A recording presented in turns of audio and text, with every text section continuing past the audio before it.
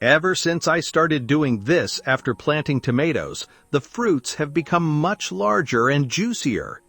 Tomatoes are best planted once the danger of frost has passed and the soil has warmed up enough. Seedlings love plenty of sunlight and loose, nutrient-rich soil, and it is very important not to water the leaves because that can encourage diseases. For stronger growth, it is best to plant them slightly deeper in the soil so they develop a stronger root system and a more stable plant. Now, I'll show you the natural feeding mixture I use that gives me fantastic yields.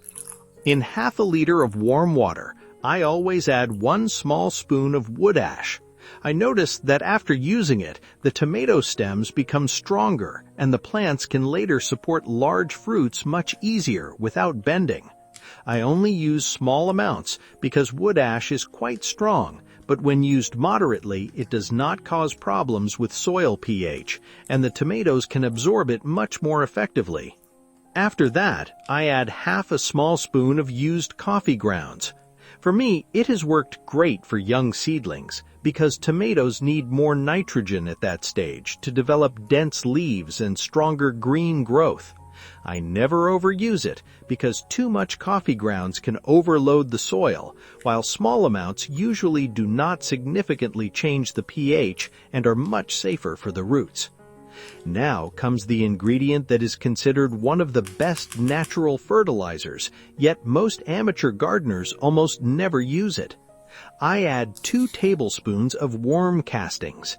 My tomatoes develop much stronger roots after using it and grow more steadily right from the beginning.